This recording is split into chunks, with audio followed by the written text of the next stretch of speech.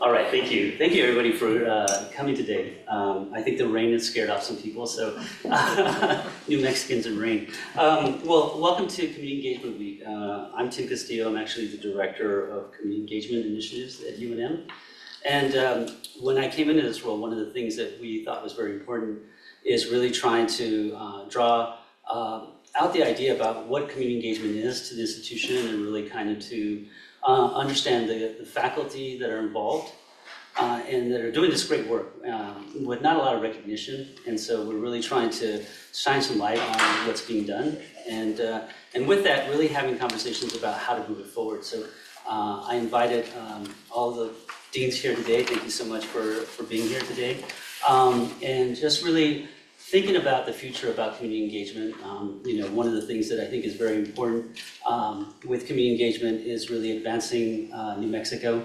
So looking towards the 2040 plan, and really thinking about what that means. And so I'm just going to talk a little bit about community engagement here at UNM, and then I'll do a little bit about the panel. So in terms of community engagement, we are in every county throughout the state of New Mexico. And so that's an encouraging thing, but it's also a daunting thing in that we really don't know who's doing the work. So one of the things that we're trying to do is build an impact map, and working with colleagues in the schools and colleges across campus to really define that and be able to present that on our website, so that community members, but also faculty and staff and leadership can start to understand what's being done across the state of New Mexico. One of the things that's sort of in front of us is the Carnegie classification. So right now we are one of a few institutions across the United States that have the Carnegie classification for community engagement. We have to resubmit about this time next year.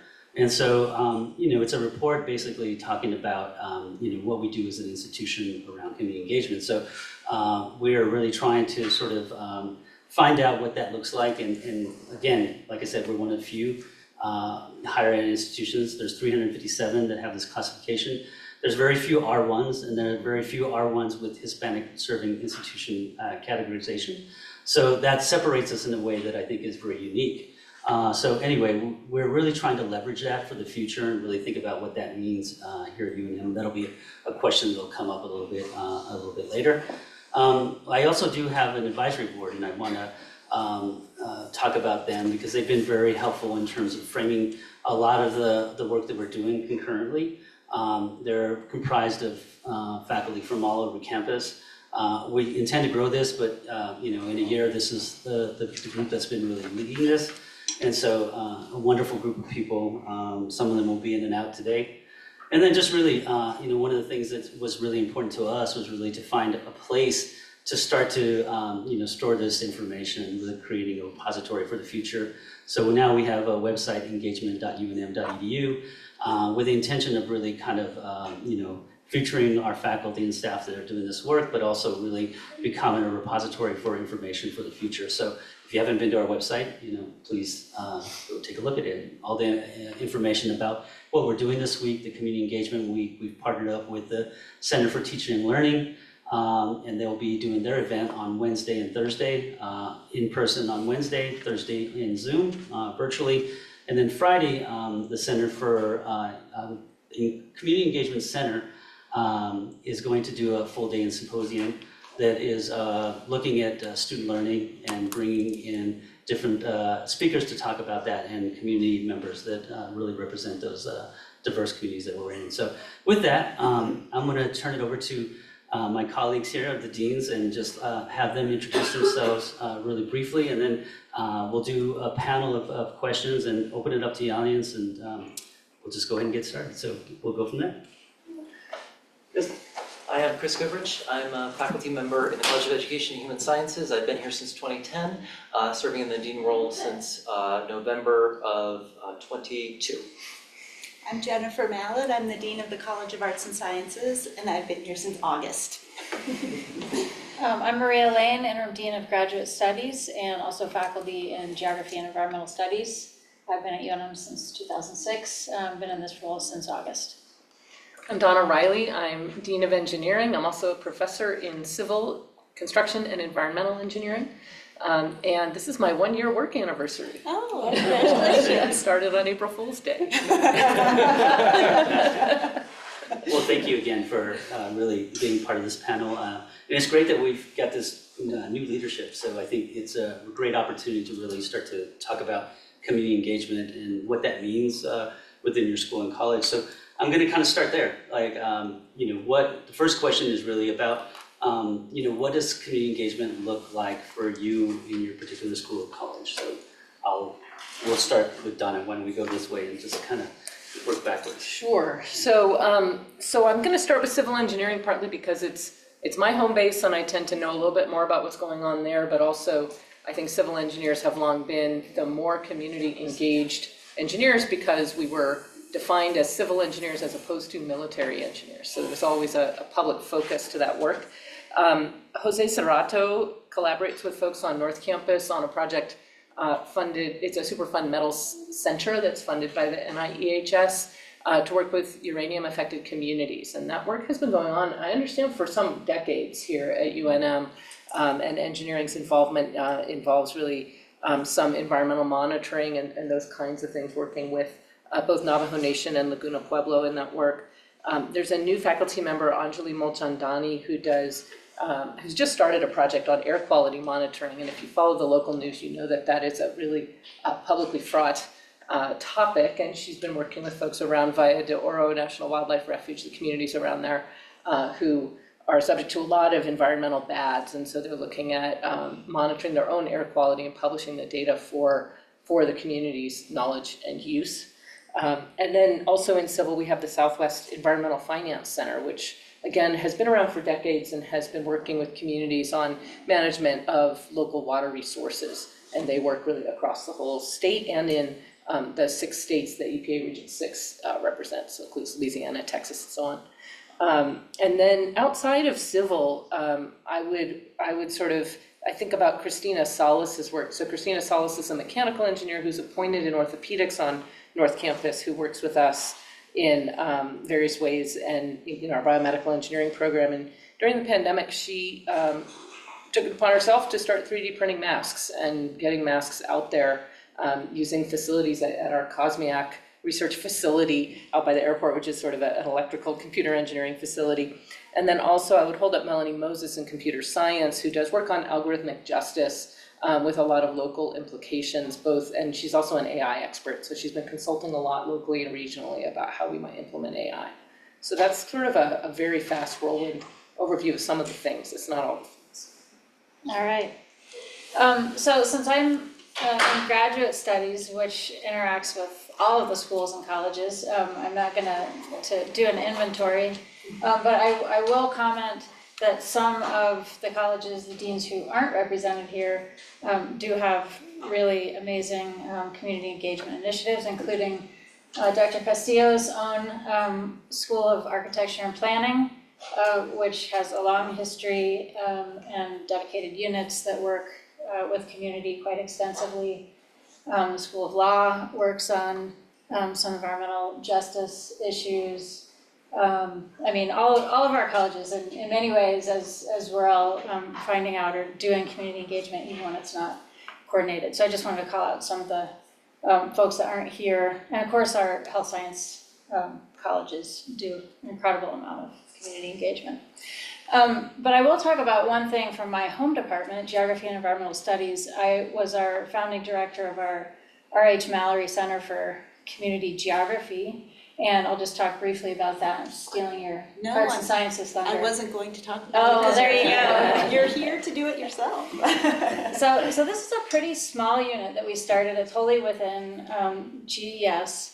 And we launched it in 2020 with a small bit of donor funding. And the concept for this center was to try and just incentivize people to do more community engaged stuff that they would already be doing. So teaching, learning, to really orient toward community issues and community concerns.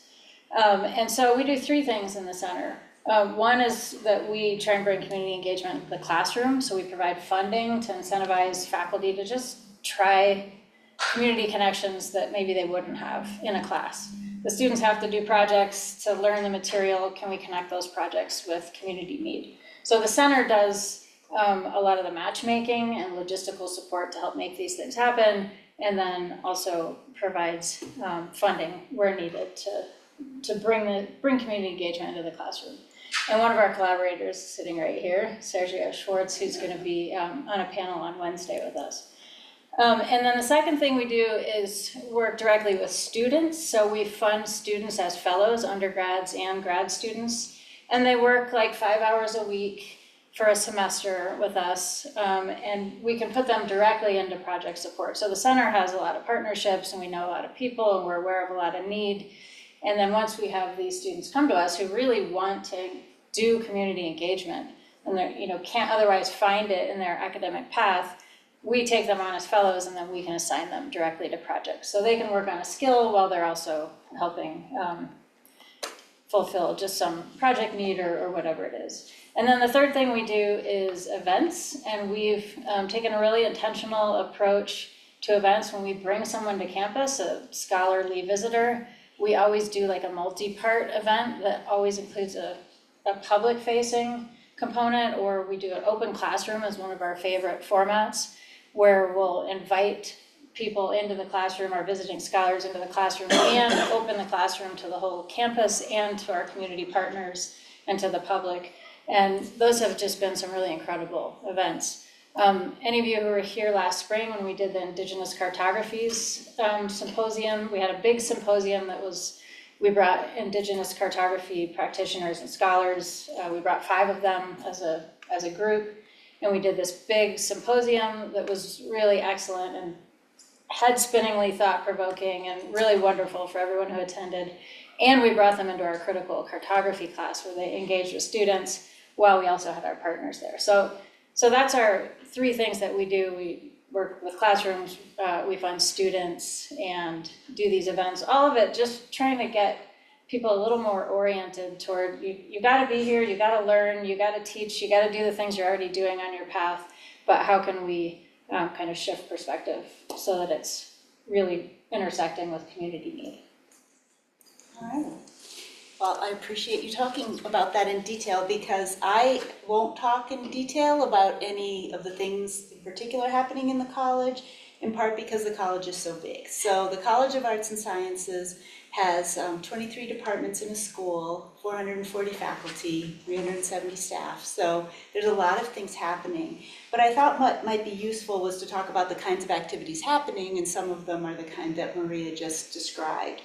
So, and also I'll say that as I thought about this, I thought about how community engagement is defined differently in different spaces, and it seems like you're defining it in the ways that I would, about being activity that takes place with people outside the university and is meant to benefit the people outside the university through direct interaction. Sometimes business partnerships are included in this, and that is not what I have in mind here. And I think it's not always what people have in mind when they think about community engagement. But so let me talk about the many kinds of work that are happening in the college. I think that what has been really impressive to me being a newcomer is that I would say every unit, maybe nearly every unit, I'd say every unit has some form of community engagement going on. And for the College of Arts and Sciences, that means we're ranging from the natural sciences, the humanities, the social sciences. So it's a lot of different kinds of disciplines. So, we have folks doing community-based participatory research where people are co-generating questions and the approaches to answering those questions and figuring out what the outcomes, the product will be, and how it will benefit a community. We have folks who are doing scholarship that's meant to amplify and lift up the voices of people whose voices have historically been marginalized and to tell their stories. And I can tell some examples, so I'll throw in some examples as I go along the way here. For example, Kathy Powers, who's in Africana Studies and Political Science, is doing a project to tell the story of, someone's gonna have to help me, the South Broadway neighborhood, is that what it's called? Look at me. So I joke that sometimes it's like I'm speaking a foreign language here, because I'm like trying to remember exactly the place or the name of something. But a historically Black neighborhood to tell the history and the story of that neighborhood. There's lots of research and activity that's community engaged in the college that's meant to preserve New Mexican cultural practices and cultural practices elsewhere too. But we have the Dene language projects that are happening, the New Mexican Spanish language projects that happen in the college. So those are really, those examples are New Mexico focused, but we have people, for example, if we just stick with languages, doing projects in other parts of the world that are meant to try to be preserving languages as well. We have lots of research and activity around challenges like climate change, substance use disorder, and so we have centers, there are events, there are partnerships, all meant to try to help solve some of these real world challenges. And I will not digress. I'll digress later, but I'll get through my list of these things first. We have partnerships with schools, which, not to step on your toes of you having partnerships with schools too, but from non-credit to dual enrollment activities and partnerships that some of our units do with schools as well. And then there's classroom activity, and Maria talked about that, but that's one that I feel like we have opportunity to do more of. I have some experience at a past institution working on a community engagement initiative and looking at how we engage more undergraduate students, because you're right, classes have projects and students are much more engaged when it has a real world application, gives them some real world skills dealing with their client from the community and thinking about how you communicate in that sort of professional environment. And then the last one on my list of different ways the college is doing community engagement are all of the one-time community-facing events that we have. So, for example, when there was the eclipse in the fall, the physics and astronomy department, if you didn't go, you really missed out. It was fabulous. On Johnson Field, they had faculty and grad students teaching you all the science about what was happening. And as you know, it was just, they really did a great job. And a lot of people attended that. So that's on the science side, and if we go to the humanities side, just last week, Cornell West and Arturo O'Farrell were here in a jazz performance that Chicano Studies organized, and so that event was great. It was, there were students and faculty there, people from the university, but lots of community members were there too. When I arrived, there were two, it turns out they were high schoolers, who were arriving as well, and they look at me and they say, "It's sold out." And I said, "Well, I have a ticket on my phone," but I knew someone who had tickets who didn't plan to go, and I texted them, got the boys' tickets, airdropped them onto their phones, and they were delighted. And they didn't even know who the people were. They had never heard of Cornell West. They just happened to come because they thought they would go to a jazz thing. And I was like, then I saw them afterwards, and they were totally delighted. But that's part of the joy of the work that we do and of doing this kind of community engaged activity. Well, on behalf of the College of Education and Human Sciences, community engagement really is a thread throughout the whole of the college. And so you'll see this across our teaching, our scholarship, as well as our service in many different facets. And I think there's two reasons for this. The first is we're honestly a professional school. And so we are preparing folks for professions. And so a lot of what we need to do as we prepare our folks is to really engage them in real world applied experiences. And of course that means being involved in the community, but more importantly, right before I came in 2010, the college voted around what our core values were. And in those core values, there's a lot of the things that you would anticipate around professional identity, diversity, social justice, all those things that are incredibly important. But one that you wouldn't anticipate necessarily, and they got a lot of flack for, was the core value of New Mexico. And folks had to talk about how would you make New Mexico a core value? But we have folks who are either from or deeply committed to the state of New Mexico and New Mexicans. And a lot of time when we speak in college meetings, there is the question, how would this benefit New Mexico? And that I think is really an orienting vision around our teaching, our scholarship, as well as the different service that we engage in. And so, in many different ways, of course, we have service learning.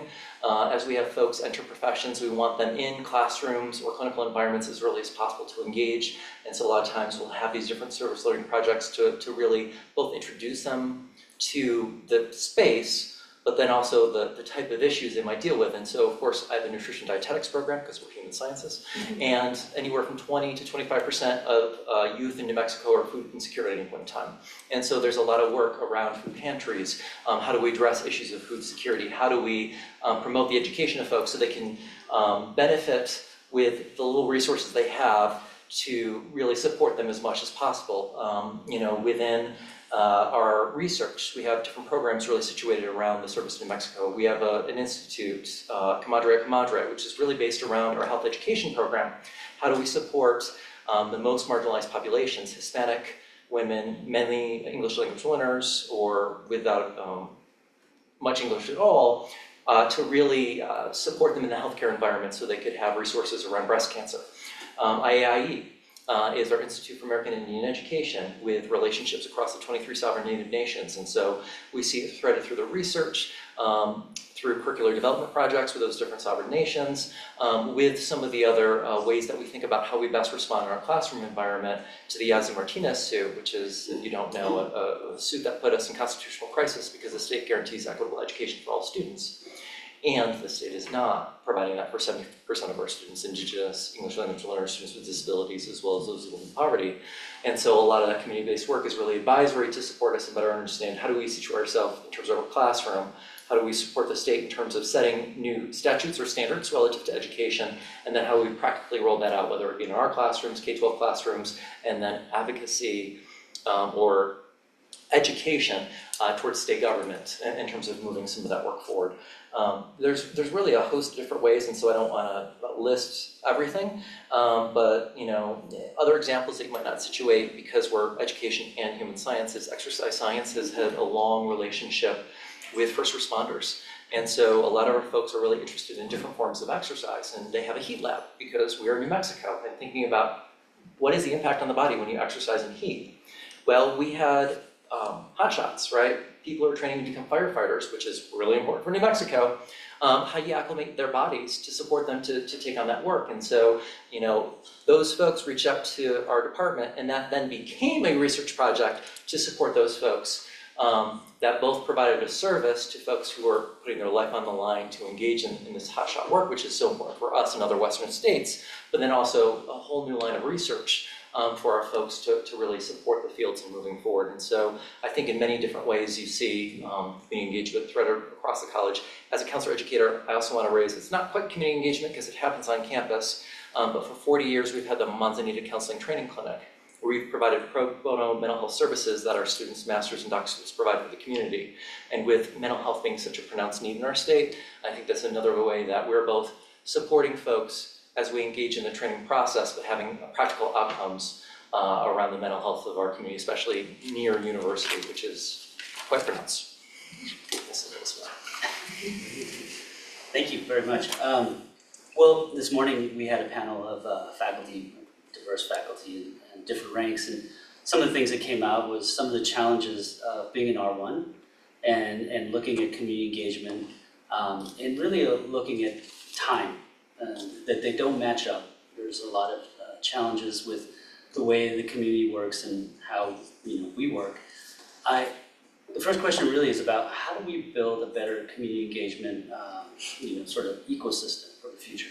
So I'll let anybody maybe tackle that question. Well, I would say that we face some of the challenges that other institutions face too, about how we count it for faculty who are on the tenure track, particularly if they haven't finished their promotions. And I think maybe we'll talk more about that at some point along in our discussion, but that is a real challenge, and maybe that's part of what you refer to when you're talking about time. And I think, so I'll throw out a couple things and maybe people can respond to some of them or add to them. Another is that where I've lived before, I haven't been here long enough to know about here, but universities have a reputation for dipping in and out and for being sort of extractive in their practices that are promised to be partnerships but are really someone trying to get sample, for example, just find people to interview for a study, or people make promises that they're engaged and they don't stay. And it's challenging because we Anyway, now I'm getting away from your question. But I will finish about why it's challenging. We are seen as one by everybody. I mean, you work at UNM, you are UNM, and why don't you know that I talked to Donna last week? Well, I mean, Donna's an example. Donna and I talk, but there's thousands of us, but people don't perceive it that way. So I think those are some of the challenges everywhere. I have some ideas. Well, I'll keep saying I'm going to stop, but I'm going to say something about because you said how can it be better. I think that the approach, of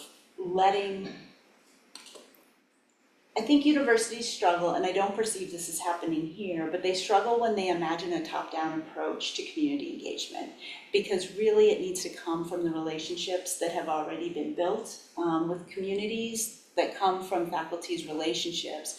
And I think giving faculty the opportunity to learn the value of sustained relationships, what respectful relationships look like, and fostering that among faculty and then supporting it as a ground up is a way to ensure less sense that we're dipping in and out and not trustworthy as an institution. And we can really break down barriers with people who have been excluded from universities and from higher ed and, all sorts of historical exclusions if we let the relationships start among faculty who are have the opportunity to learn what valuable partnerships look like rather than replicate some of the past problems.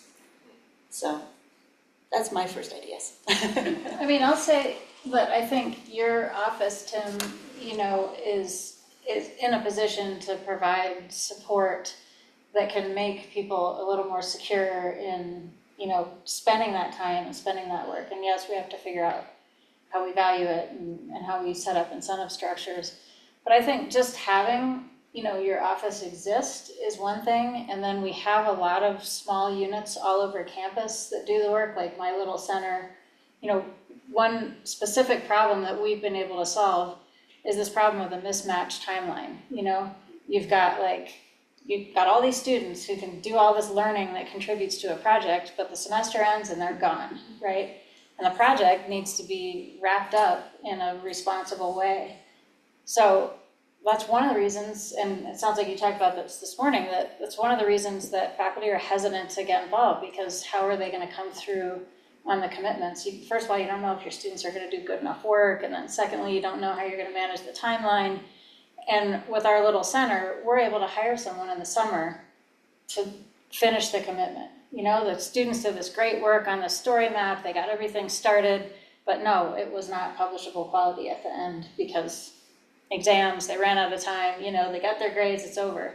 So we can hire someone for 5 hours a week or 10 hours a week to finish that, get it up to a really nice level, deliver it, and know that we've been responsible. That's because we're kicking in a little bit of money and a little bit of effort, and we really care that we maintain that partnership. Whether or not that faculty or those students are going to be invested in the long haul, the center is. So I think that's the value of the institutional structure, is that's where you can get the persistence and find the resources to support everybody in maintaining those things over time. I had a lot of the same things you both did. I had silos at the top of my list, though, that this idea that I don't know what's going on across campus and don't know how to connect my faculty into some of the work. And with engineers in particular doing community engaged work, there's a skill set that we lack that some of our folks across campus have strengths in. And if we don't collaborate, we maybe don't listen as well as we should, or we maybe don't communicate as well as we should. And so having those things be interdisciplinary, I think, is really important from engineering's perspective. So silos, I think, are a big challenge. And then visibility fits into that, because if we were celebrating this more, and kudos, we're having a celebration now, so it's I recognize that's what this is. And I think that the more visibility that we can give it and the more value that we can give it, the more participation we'll see, certainly from my school, where I don't think it's very well valued at this time. And the perceptions of UNM is the other thing that I had on the list, that that it seems uneven, right? I think there are good examples in my school of folks that have been working with communities for decades, and so that speaks to some good commitment and some longstanding healthy relationships. But I think there's a lot of folks coming in and out. We just had a major someone who was very involved in communities leave and move away, and that's being felt across that project in ways that I'm not sure we'll ever fully comprehend. But to take a 25-year investment of time in communities and then hightail it to another state means we've left a lot of communities without that relationship, and it's problematic for sure. I want to jump off something Maria had said about the development of structures, because I think that's incredibly important. We don't do a good enough job, I think, defining what community-engaged teaching, community-engaged research, community-engaged service looks like, and so then it's hard to evaluate it when it comes to one's dossier. And so whether it be the university or individual colleges, and I think there was a great example with the policy on excellence, because each individual unit, whether it be departments or college, developed a policy on excellence relative to research, relative to teaching, in some ways, I think, to better prepare our folks in terms of our P&T process, but then also to appropriately charge external reviewers or others who don't quite understand us. It'd be helpful to have some documentation so that it would support their review of those dossiers to provide appropriate evaluations relative to our faculty work. Within our college, we've long used Boyer around the scholarship of community engagement as something within our P&T guidelines, although, in some ways it's an afterthought and it's an older document. I think it could be updated in some ways, and we can update some of our thinking in some ways, but it's a beginning level of structure for us.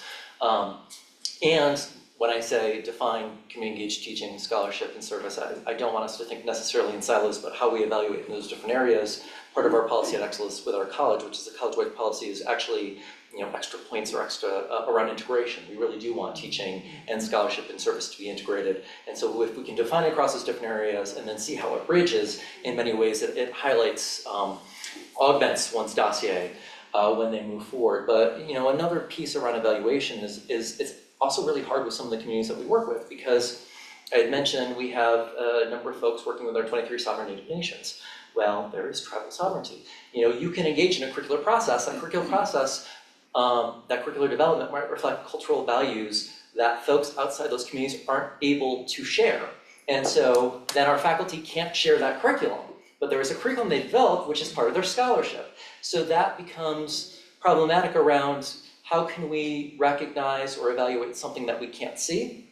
Or are there pathways to have external evaluators or someone from the community right around the impact, right? And so, we're trying to flesh out, is there another learned person within that community, or is there a person that community can contract with that follows their bylaws, follows their protocols, cultural, legal, otherwise, because these are sovereign nations, to then provide what's necessary for that faculty member to support that dossier while still respecting the norms and traditions of those different communities. And that's something that we're still trying to pick apart and would love some additional guidance around, because this is New Mexico, right? We have 23 sovereign nations. We have other communities where there would be that less access, and there's strong reasons why.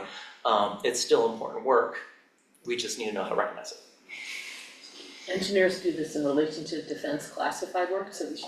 Absolutely. This is well, right. And I'll also say though, and on the other side as a dean, because I also have other folks who sometimes inaccurately report their work. And so you have to balance these different tensions, right? And they do become different tensions, because as a counselor, I want to always believe everyone, but I've also seen where you can get burned, right? And so, we have to be realistic when we're talking about this, because we want to support these faculty, but we do have to find that balance, and be neglectful to not mention that as well. It's part of that larger thinking. Fantastic, thank you so much. I think I'm going to pick up on that idea of merit. How do we as an institution understand community engagement? How do we merit, and particularly with TNP, how do we look at that for the future? So, we, kind of coming late to the game, I feel like, in terms of, the University of New Mexico looking at this right now. One of the things that we've been looking at is other institutions. And so I know some of you have come here very recently, so maybe talking about maybe experiences in other institutions and maybe how we might build this for the future. Well, I brought a prop, which is, I came here from Purdue University, and Purdue University worked over the last, I don't know, maybe 6 or 7 years on this document called The Guide, documenting, evaluating, and recognizing engaged scholarship. So this is a really useful resource. At Purdue, one of the interesting things to know is that when you come up for tenure and promotion, there are 3 boxes, and you can check one or more, and it's discovery, learning, and engagement, after Boyer, I'm sure. And so you can go up for tenure under engagement, and it's a land grant, so there's extension faculty who are always coming up under engagement, and so they were a useful model, I think, that Purdue kind of built the system upon, but also clinical faculty, and then anybody else who might be doing engaged scholarship. And so there's a lot of great things in here. There's a little box for criteria. There's kind of everything you need, I think. And there's some other ones like this that are around. When I went to find this on the internet, I saw a few others from different universities around. So I think the good news is we don't have to invent this from scratch, that we can sort of adapt some of these. And while UNM's not a land grant, it's going to look a little different. There's definitely pieces. And it's about, the same standards apply, national recognition, being peer reviewed, but then also expanding what's considered a scholarly product. So there are scholarly products in here that are directly for practitioners or the benefit of community quite directly. And so it kind of just lays that out, that this is, but they talk about kind of principles of what makes something scholarship as opposed to service. So they're focused as an R1, they're sort of focused on the research piece of kind of what's community engaged scholarship versus community engaged service or learning, and talking about the sort of standards, scholarly standards of what it means to do that work, and how do you incorporate community standards. So that's one resource. And then the other resource I brought that goes to the reputational aspects of us sort of being good community partners, I brought a document. There's an environmental justice group in Chicago called the Little Village Environmental Justice Organization, or El Vejo, and they have 6 principles for collaborating with academic partners. And so they empowered themselves to not collaborate with anybody that isn't going to be a good partner. And I think it might be to UNM's benefit to commit to a document like this, if not this very document, to say, look, these are our commitments. And then the question is, how would your office sort of make sure that our faculty are working in fidelity to these kinds of principles, where we really are, respecting the sovereignty of communities, both sovereign nations and communities themselves. So really respecting that autonomy and the fidelity to, there's a whole bunch of things. There's things about use of staff capacity, and that's something I think about a lot in engineering. There's a national model also out of Purdue called EPICS, which is engineering projects and community service. It's a service learning model that's been replicated around, and we in fact signed on to it a while ago, and I've been trying to kind of back us out of it, because it really, it uses community resources without respect for things like staff time. And so in the tiny town of West Lafayette, Indiana, they were exhausting the resources of their Habitat for Humanity and whatever other 501c3s they had. And so really thinking about that and building that into the model so that you aren't sort of exploiting the community resources for the university's gain, among other things. So there's some other things in here that are useful in terms of developing some boundaries for a UNM, which is a fairly large organization, working with some community organizations that might not be. Just my thoughts. Sorry, I kind of veered off the It's okay. how we value it track. I'll pass, since in my role I don't evaluate people for promotion. See what these guys say. So I would say, I think it will be important, and I agree with what my colleagues have already said. I will add on that I think it'll be important to engage faculty in this conversation. And, being in a college that has as many different kinds of disciplines in it as mine does, I think about that a lot. But a lot of professional associations have guidance for this too. And so turning to just asking people in units to turn to their own professional associations and see what they recommend right now is one way to generate ideas that people could entertain at the department level, to think about how they want to do promotion and tenure evaluation around community engagement. I don't feel like I don't have data qualifier. I have not been at institutions doing this well. So unlike you, I don't come with having experienced that. The best example I've seen was when I was an external reviewer for someone's promotion to full. And it came and it said, these are the criteria. And then it outlined that like policy change, laws, ordinances, it was so specific, was an example of evidence of the impact of the work. Appearances in local news media, this person had 1 million, they did work on housing and they were just on the local news and in the newspaper all the time, and they provided all the links for me in the file. So seeing that, and then they're published, like in what academics would consider their published work was about the process they used to do the work that they did. But there wasn't as much of that. If you were just counting journal articles, it wouldn't have counted up right, but they gave it to me as a reviewer, which I found so delightful. Like, I was so happy to write this up, saying, like, look at I can see the impact this work has had through these changes in housing policy that are documented and were given to me. So I think, those are, it's funny to say the best example I've had was when I was a reviewer, but I think it emphasizes some of what's been brought up here. If we're going to do this differently, we have to be sure we can provide both internally, we have to make sure it's clear because there's a lot of all the stages of the internal review, but then also that the external reviewers are assessing people in the way that we intend. And as has already been pointed out here, you don't have to be here long, coming from the outside, to clearly come to understand how unique the University of New Mexico is. Most flagships do not have the commitment to the state that this one does. And so making sure that people understand that impact is particularly valued here will be important.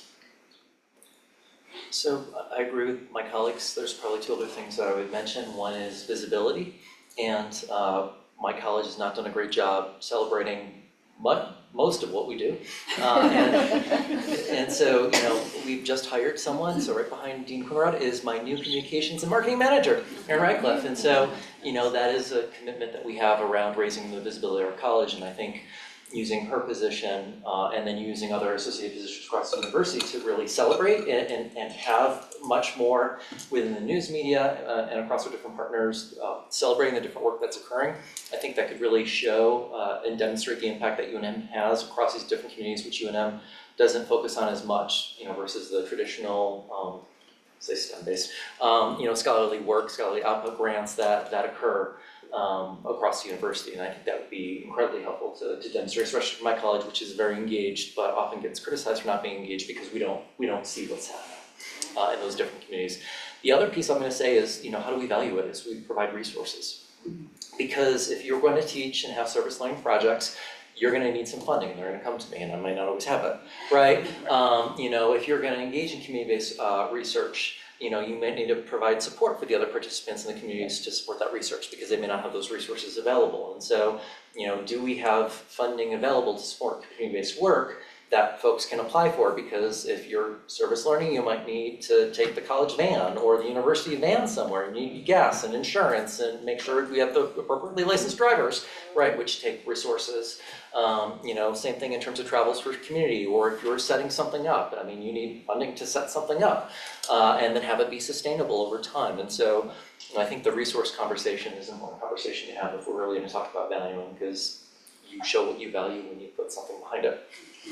Absolutely. I think I've had some really great talks with the BVR about how we might think about that for the future, much like the RANK grant, that we would have one for community engagement. So there's some traction in that conversation, so I'm excited about that. But I think... Can I say something? Sure. Experience from past institutions. Hopefully it will not have the requirement that it's a new engagement. Okay. That is often the way those get written, to establish, we do it for research, right? Like you're going to apply for a grant, here's your seed money. But for this, you want to be able to sustain relationships, let them go in new directions. And sorry, just because I had your ear right now, I didn't want to let it go. No, that's a great point, so thank you so much. I think, and I've got a couple more questions, and then I'd like to open up to the audience. But one of them is really kind of an internal kind of question. Because I think we've already, my committee has vetted out a lot of this. And some of the things that have come up is really education of our faculty internally. So while some recognize and understand the power of community engagement and scholarship, there's a lot of faculty that don't really understand that and perhaps don't value it at the same level as, say, a traditional scholar, or scholarship. And so I have a question. How do you get around that? I don't know how you get around it, but our faculty need to wake up. Like, seriously, you look at the incoming generation of graduate students, they are really committed to community engagement. This is what they want to do. This is the future of scholarship. The traditional model is dead and gone. Really, that's how we need to think about it. And we need to figure out these questions of valuing and incentivizing and providing support structures for it. Because this is just really overwhelming to me right now. When you look at the grad students, they are pissed that they don't have the opportunities that they want in community engagement. They're demoralized that they get to grad school. They're like, I'm here to do this change work. And people are like, no, you're gonna do this boring ass work. So, I think we really have to be attentive to that and realize that a shift is happening whether we like it or not, and people need to get on board. So, there's, how we do that, I don't know, which is what you asked, but I just wanna say, I think it's a really important question. And I just want to piggyback on this, and I'm sure my colleagues will say the same thing, though I expect it in your college, but for you, Donna, you might be just as much have seen the change as I have. Everyone I interview, everyone coming out of grad school wants to do community engagement, and I'll even soften it. I'll say something like, well, being a chemist, I wouldn't expect that you would also do community engagement, and they interrupt me about how, but there's applications, and yes, I want to, and it's so great. And I also worry though, who's catching you when you come? Are we prepared for you? I don't think we are yet, but I agree with you. They want to change the world, and they are all thinking about it. Do you see that in engineering too? No. But what I will say for tools are first policy, right, is huge. So getting it written into our faculty handbook policy so that community engaged scholarship does count, then people can point to it and you can really use that in a meeting to great effect. The second thing I would say is it matters that we get the Carnegie classification. Yeah. That if we're going to talk about one Carnegie classification to death, the R1 classification, then let's talk about the other one to death too and say, how are we meeting this? This is part of our identity. It should be part of our priorities and our hiring and our strategic planning and so on. So that should all follow through from that identity. And then I think once you do those two things, having resources follow helps, and so that includes these internal things that VPR might do, but also I'll note NSF is funding community engaged work now, and that's been, they did it in the 70s, then they didn't do it, now they're doing it again. But I think that's really important that you can get the kind of seal of approval from various funding agencies so that at that point it's like, what are you talking? Well, this is NSF funded research, so how are you going to cast aspersions on this, right? Or it's published in this journal, how are you going to cast aspersions on this? This is the journal of our professional society, whatever it is, right? And then lastly, it is about culture change, and that part's the hardest part, that when you have a TMP committee that does things the same way over and over again, then you really do need to get the right people in there that are going to be advocates and use those other tools and really start to shape what counts. And that's really important. So, Yeah, question? Yeah. I think that's a really good point, I think, about how, I think your question, Tim, was how do we convince or assure faculty that community engaged scholarship is valued here? And I think it's like the priorities and then the policies that reinforce the priorities and the funding, the supports that follow those priorities.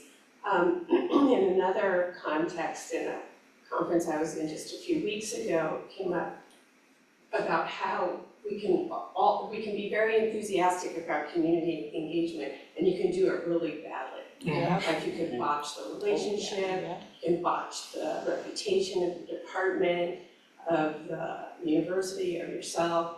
And so training faculty on how, and students on how to be effective, respectful, et cetera, I think is equally important, because Nina's CVPR Institute is full in a half second. We can't all do it. And I'm very happy that I was able to do that a few years ago. But I wonder if any of you could speak to that and how we might integrate that. Well, no, I just appreciate your comments because I was thinking negatively. I mean, I had two thoughts, right? One is the incentive structure. We need to have an incentive structure that actually follows, this is more for us, and then it would merit faculty to do so. But I also think there's some people I don't want to engage in because it's not their temperament, it's not their personality.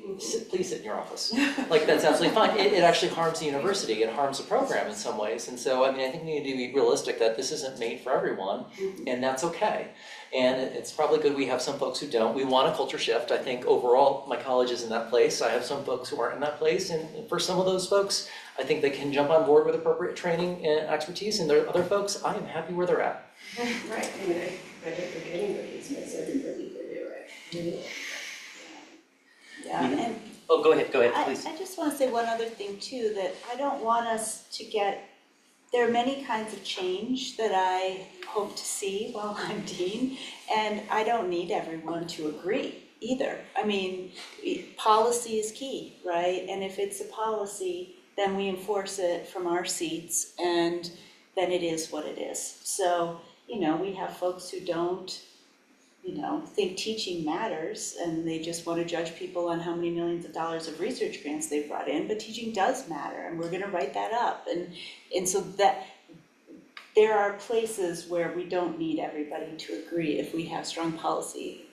So that's one thing, and then the other part is, I think, that we also need to recognize our leadership role on it, right? What do we talk about when we stand in front of our colleges, and what do we say values? What we say shows our values, and we need to always remember that too. So I think that's also a piece of the puzzle, not the only answer, but those are two things I thought of right now. I mean, engineering has a bad dynamic of creating heroes, whether we're talking about like a student Engineers Without Borders team that goes, all around the world and pretends to have the engineering answer when they're not licensed, they don't even have a bachelor's degree, and going out to design solutions for communities, right? I mean, there's real problems with that model, and I think we see that model played out in academia, in engineering academia as well, where someone gets cast as a hero to a community because X, Y, Z. So I worry a lot about the, who's put forward and under what ethical guidelines and after what training. Yeah. I'm going to turn it over to you, but I do have a follow-up because I think, working with the provost and kind of talking about policy, it's kind of an arduous kind of road to get institutional, mindset change. But I think at the department and at the school and college level, there's a little bit more opportunity. Things move a little bit quicker, and so I guess maybe, and to that, saying that, the last time we went up for the Carnegie classification, there was a lot of work that was done that sort of got put in the shelf somewhere. And so, I guess maybe to that, how do you think that might happen within your units? Like, is there an opportunity to have that discussion? Well, Tiffany Lee already left, but she's the co-chair of the Strategic Planning Committee for the College of Arts and Sciences. So yes, we have opportunity. And, the strategic plan will be done by the fall, and I know most other units already did it, but our college was waiting for a permanent dean. And then I've told the chairs in the fall, they'll be charged with working on the strategic plan for their units that reflects the strategic plan for the college. And I'll provide some leadership that it needs to really reflect what comes out of our shared strategic plan, not just what they in their discipline value. And so I think, yes, but it's hard to make change. I mean, we're a big organization, resource scarce with a lot of demands on our time. And so I think just, knowing we can only chip away slowly, but just keep at it is what we have to do. And choosing strategically what we work on, because we can't do everything. What will have the biggest impact? I would just say that, that we're excited about that. I've been talking to Senior Vice Provost about this and getting support to be able to help the schools and colleges in that. And so I think, part of the role of the Office of Community Engagement is to help facilitate those conversations and how we can bring, other examples to be able to help steer those conversations forward. So that's one of the things I want to be able to offer. Well, we'll come asking in the Okay. fall then. I mean, I'll just echo what was said about the training opportunities. And I think that's certainly a role that could be provided at your office's level and doesn't need to be happening at the college level, but then the colleges can run on that. Like the more faculty that have gone through a really good training and know how to do community-based and participatory work, then the colleges can reward those people and put them into committees and push things forward. So, and I think that's a place where there's a nice synergy between the centralized level and the college level.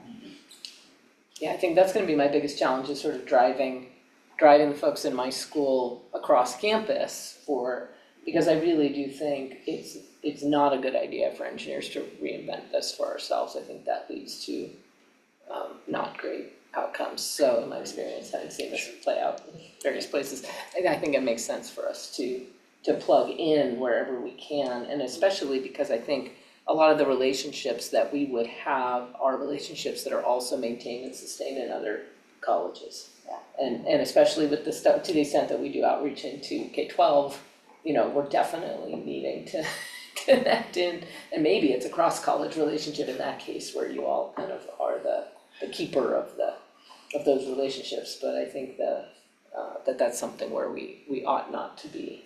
I appreciate that. Way. There's so many rules and statutes around education in the state of New Mexico, and there's so many pitfalls you can find yourself in, that having a relationship with the College of Ed and Human Sciences relative to K-12 partnerships, I think, are always wise.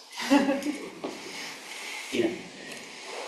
Thank you for this. So I'm Nina Wallerstein, and I'm from the College of Population Health, and I've been here since the 1980s, so not a newcomer. And Tim invited me to his committee, and I'm the director of the Center for Participatory Research and have been running the Community-Based Participatory Research Institute since 2009.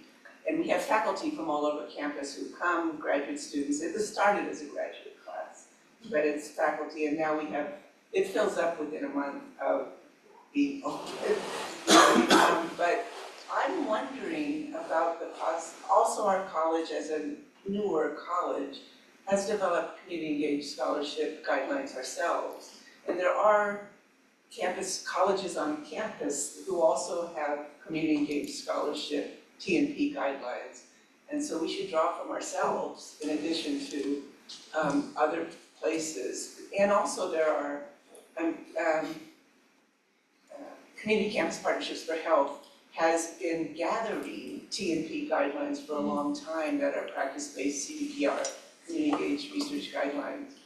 But I'm wondering if there's the CDPR Institute is a week-long institute, and it's a graduate class, so it has to have the hours and all of that.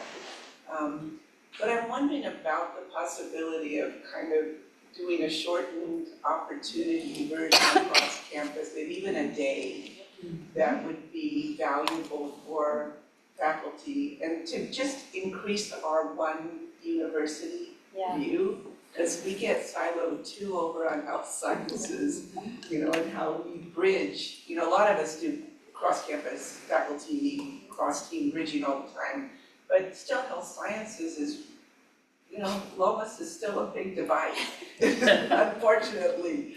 And it's gotten better, but I think that it's maybe through an educational training package, we could do something together. Because there's a lot of people who co-facilitate with me, who are colleagues on the health sciences side, who take the whole week. There are colleagues on main campus who are stars in community engaged research or CBPR or whatever. And so maybe we create some one-day introduction that would cross, and I love the idea of it being cross-college, but just also to bridge from our side. And then I had a question, actually, if I could ask a question. I agree completely that we need to transform our culture, but we also need to transform our policies and structures. And TNP is only one of them. And I've had a grant from PCORI, Patient-Centered Outcomes Research Institute, to look at institutional transformation that has to happen to support sustained community-engaged research, working with Stanford, University of Washington, and Morehouse School of Medicine. 3 very different institutions. And I have a big grant out now. I don't know if we'll get it, but you know. But at least in the current engagement, we've become very aware of the current grant, very aware that the fiscal financial relationships that universities have with community partners are a disaster. And I've been doing CDPR research for decades, and it's still a disaster, even on our health sciences side. IRB is a disaster for our community partners. And so it's not just having a pilot grant for faculty that would support new or sustained partnerships. I agree on the sustained partnership. How do we transform our things that are such barriers here that really could support community and its resources into communities too? How do we support contracts being gotten to communities so it doesn't take 3 or 4 months to get the money out? You know, and I've been working on this. And so I would suggest or like to hear how I'm thrilled to be here at a leadership event because I'm really thrilled to hear the leadership direction from all of you. And so thank you for that. And thank you, Tim, for setting up the leadership panel. But I wanted to, because I know that Robert Wood Johnson, California Endowment, NIH, PCORI, they're all funding right now community-based organizations for community power and community influence. They are shifting so that the money is not just coming to universities. And that's a great shift. And there's literature coming out about it. But we do ourselves have to think about what we have to shift internally. So I know that it's a big deal to do the shifts, but I'm wondering if you have thoughts on that. I'm just shocked that it only took you 3 to 4 months to work fiscally. I've had 8 to 9 months too. Well, this last year I had a year because we had a grant through Kellogg to support early childhood coalitions that the state recognizes, but they're not their own distinct 501(c)(3)s. And so it just took forever for both the IRB, then OSP to credential them. And then part of the issue is not being a 501(c), there was no fiscal agent because they couldn't be their own fiscal agent. Right. And so, even in some ways, working collaboratively with other community partners who can act as fiscal agents to support the university in actually delivering the funds and supervising those funds out there. I mean, there's ways that we could probably set up greater structures since we're in all 33 counties to think about okay, as we engage in those different counties, is there like one place that we can use or a couple places in those different to actually even just execute funds to support some of this work, because it was a 2-year project, and again, it took a year to try to move that through, and it was demoralizing for those community members who, in early childhood in the state of New Mexico, you talk about an area of tremendous need. I mean, it was absolutely disgusting. Many of them native Spanish-speaking communities. And then one other community was ENIPC, right? And so, part of them, that issue was not even just the fiscal agent because Lionel took it over. It was the legal arrangement because ENIPC is 8 sovereign native nations that come together as one collaborative. And then trying to get something signed because UNM has so many rules around intellectual property relative to research. And it's getting worse. It did get worse. Better. It is getting worse. And we had to work with the attorneys. That was about 1.5 years to then say, we won't claim that intellectual property because of the sovereign rights relative to that intellectual property, because for us to do so, we would have had to go through all 8 tribal councils, and all 8 would have had to approve it, and of course the timelines across each, because that's what that group represents. And so, and again, long-established, well-known community partner, Exactly. we have to do a lot better. I don't have an answer, I'm just saying, I want to share in your misery. There are health councils that do a lot of social service and education work in every single county. Yeah. And that is a good, because those partnerships are very strong. So, I mean, one of the things that Lanel does, right, because speaking about red tape, if we think we're bad, look at the labs. So, you know, and they have a separate 501c3 called the New Mexico Consortium that they're currently getting money out. Like that is I think a pretty viable mechanism to get around the UNM red tape for getting the money out, right? The question is sort of working with the VPR to make sure that that all kind of connects correctly the way that it does at Lanel. Do it across campus. Yeah. So it's not just the VPR here, but over on. On both sites. campuses, I mean, yeah, I know. Yes, we have 2 IRBs, We- you know, Yeah, which I'm make it aware, very difficult I'm to do aware. team science. Yeah. We have 2 DUNS numbers, we have I know. 2, Believe me, I know, We have I live cases that reality all the for time, managing it's a big pain for exposure. us, yep. and it's very difficult to really do cross-campus work. Yeah, I agree with that, and I think the other thing, on IRB, you know, one of the problems that I've had in trying to do true participatory research is that the community members are not simply subjects, and I don't know how we do it here, but when those folks are also collaborators, how do IRBs treat that? We do that on our side. Okay, We make them co-investigators. Yeah. But they have to go through city training. I mean, we've created community-based city training. I mean, there's all kinds of things that have to be done, that have to be shared. right, cause I think there's a need for that, I don't know, I haven't been through IRB on this campus yet, so I don't know, but I know I've had trouble Good for you. on other campuses where we had a great person at Virginia Tech and then the one person that understood it left. She understood it and she left, and then we had no hope after that. It was all back to square one, so, yeah. So I don't know, I hear you. And the IP thing, you said IP, and I think that's a whole other thing. What will the rainforest do with any of the IP that might be collaboratively generated with communities? I don't know the answer to that, so maybe Julie knows. Julie's been on the rainforest board for a while, I don't know. Don't know the answer. But I know on the positive side, I know they were talking about with one of our faculty who had a community-based, I think it was a solar power innovation that they're gonna release the patent. I think they're working with Rainforest to release that patent into the public domain directly for the benefit of communities. So that's a cool thing to celebrate. Assuming that's, I think it's in process, but yeah. So I have a question about like institutional knowledge and institutional memory. So I walk on a campus and it's such a humbling experience to just be aware that there's so much accumulative knowledge here. There's so much accumulative experience in working with the community. I know that you've been here since I was born. Which is an incredible asset. And a baby yourself, yeah. Sorry. But you know, and like that knowledge that you just yourself hold is incredible.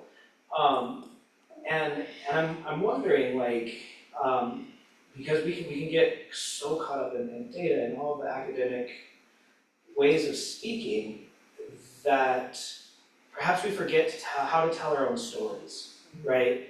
And so wondering, like, what does it look like when each college tells their story throughout its history here at UNM? And what happens when we weave those stories together? UNM is not separate from the community. It's a part of the community. It's a part of many communities, right? From, you know, it's an R1 school, so you're part of the national research community. You're part of the Albuquerque community. You're part of the counties that have their little research areas. And so I think shifting the language as well to just say we're part of the community. But I'm wondering, is there a way, or has there been a collection of these stories? And how you tell them in a way that the community understands, that the communities with which UNM has worked also have their voices as part of it. Like thinking about how we've been calling things problematic, where we go in and we leave. and we just kind of, it's a learning opportunity, right? And it can be a learning opportunity that is lost, or it can be a learning opportunity that is, we learn something from. And so what is that community? Like, what was their experience? How do they tell their story? And so I'm just wondering, like, are you all thinking about storytelling? Especially like as a community member. Like, I don't understand, like 90% of the, IRB I understand, but like, of the other acronyms that have been thrown out there, I have no idea what they are. So I had to look up R1 on my phone while y'all were talking. So how do you tell stories in a way that? Can I take that on? Because I think, so one of the things that we're working on is trying to be able to tell those stories. And the first thing that I want to do is be able to hire a media person. And so the provost is giving me the opportunity to do that. So that's one. The other one about, we're building a community impact map. So it's basically a GIS map that will be able to map all of the engagement that we have in the counties. And so being able to demonstrate that, so when a community member comes, they can start to see who's mined that community. But also in terms of networking for us as researchers, being able to partner up with the College of Education or the School of Engineering. And then the third thing is really creating that digital repository that has never been founded. And so I've been working with the dean of the libraries to be able to develop an archive just for community engagement work. So whether it's a white paper or a policy paper or even a video documentary, that'll be harnessed into this archive that will have legacy and be able to demonstrate what we've done. So all that is time. So I'm hoping that in the next year we'll be able to do that. I think it would, go ahead. No, I'll be quiet because I can see two more hands, so go ahead. I was just gonna say, I think the map that you're making, GIS. Yes. Can have stories put into Yeah, it. absolutely. We can do some That might story be maps. a cool thing as you're designing the platform, to design it in a way that that we can capture that and record things there. It's a good idea.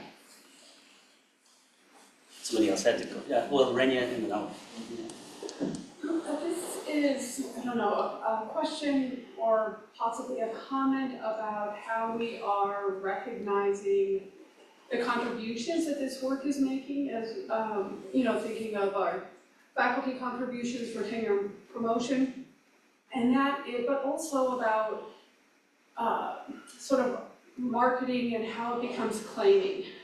And I've been in more than one meeting, I know one Michael was in, where community members were like, just because we're here does not mean we're collaborating with you and we don't want this on UNM's website.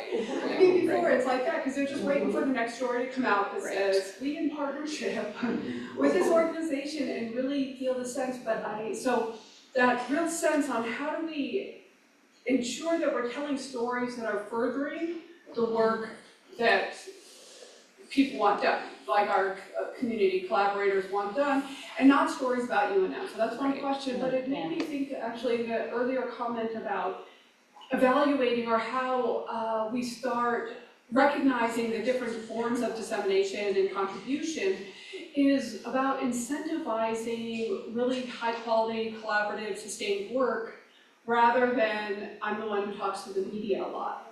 Because of course then it becomes about me again, right? Like I'm like, oh, and I was involved in this, and like I think of all this work around air quality and the cumulative impact ordinance. There's so many ways to take that and say, here I am again, instead of saying, I've worked on this for 5 years and I can get recognition at UNM for that without ever having my name be center. And what would that look like in terms of us documenting the work and documenting how the work is done? I mean, being in community and regional planning, like honestly, work is done best when nobody knows the people doing it. It's just sort of the nature of the work.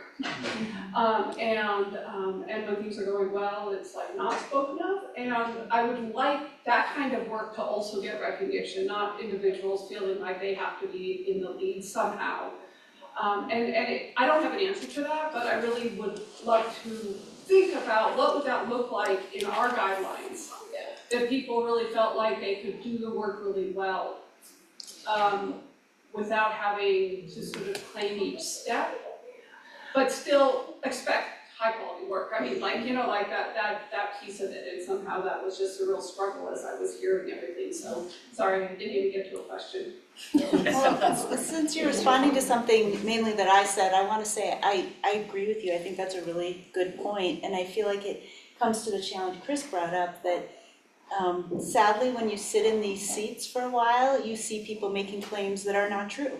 And so, and mostly that doesn't happen, but so it's something we're going to have to grapple with. I'm not saying it means that the UNM people should be center stage so they can get promoted.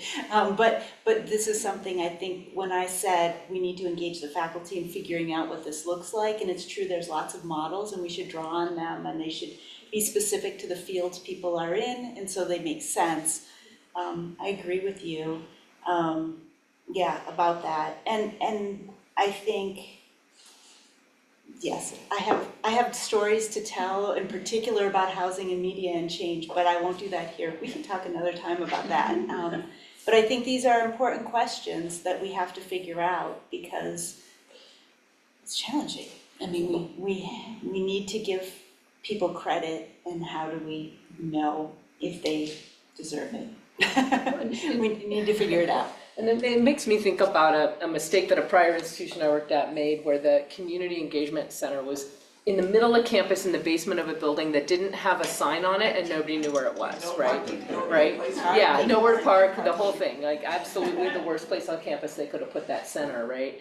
And I think about kind of what, what are universities for, and if we really wanted sort of what you were saying about kind of being on this campus and what the resource is here. And I think about my own childhood where I grew up in Los Angeles, and a high school project took me to Cal State LA to get a book, and it blew my mind that I could go in there with my California driver's license and get a book out of Cal State LA, that it was I had a sense, this is my university. I can get knowledge here, right? I didn't have to be registered, I didn't have to be a student there. I could just walk in off the street and get a book. And we probably don't do that here anymore. I'm sure Cal State LA doesn't do it anymore. But what would it mean to really be a resource in the broader sense to the community? So not just in these project ways, but to come here and learn about trees. One of the things I notice is our Arboretum resource, but not all our trees are labeled. Stuff like that would be really cool. It's just on the wish list, I don't. That's great. Hi everyone, I'm Amanda DiMercurio. I'm the Academic Program Review Specialist here on main campus. Don't get to cross too much with the HSC site, only a couple of programs so far. But from what I can hear, and I don't know if I'm leading into a question yet, is, colleges and schools have strategic plans. That sounds like community engagement is going to be a piece of that. How do we roll that into program goals? And it makes me think of the self-study prompts that I feel like we're not capturing community engagement in a way. I mean, we talk about research, we talk about scholarship and service, but maybe we're not talking about a specific community engagement piece. So we see a range of details to little to a lot and quality in these reports. And we also see the same with the strategic planning section, as well as a range of detail and level of information and quality of what is being reported at one point in time. And it makes me think there's an opportunity there to embed a more detailed explanation of what programs are doing at the community engagement level. It also makes me think of maybe eventually getting to a place of designating courses that are community engagement, where it's like the Golden Pause or the global, I forgot the acronym, but it's like a global stamp. We have DEI stamps on courses that students are looking for. We want a community engagement course, and here's a stamp to tell you that this is going to get you there. And so I feel like eventually we can get to a place of this office designating that stamp for those courses, for those faculty members leading the way on doing that. And then we bring visibility into that piece with the APR, with course stamps, with marketing it on websites.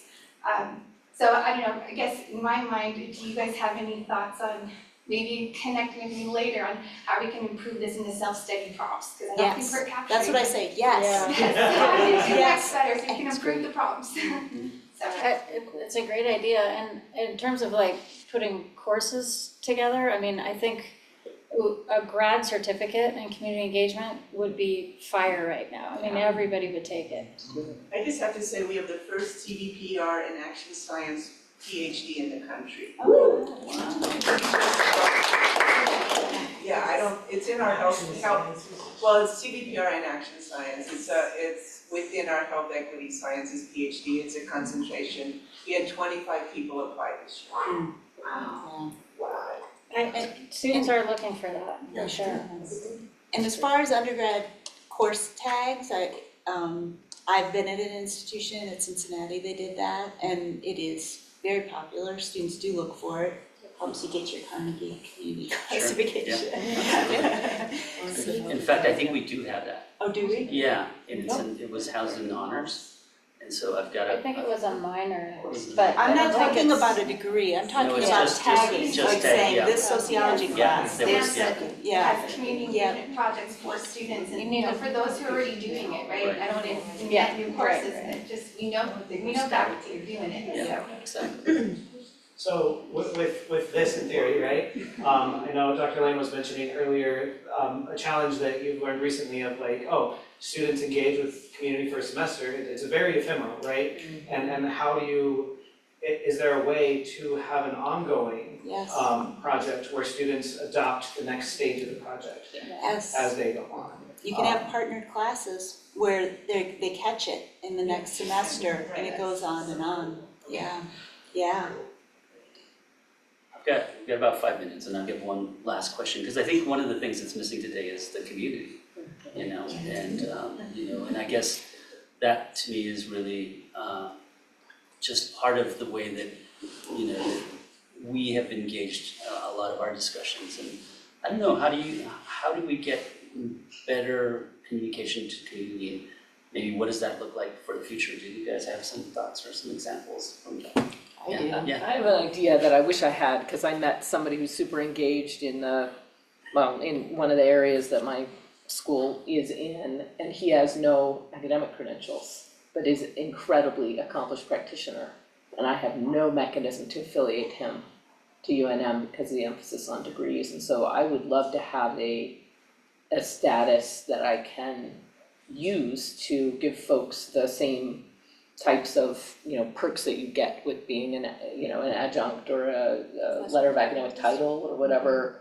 Even professor of practice requires some sort of degree. So I'm looking for a way to reward that somehow so that expertise could be acknowledged. Sure. And then if we can get those folks on in the same kind of, with the same access to resources, that would be helpful.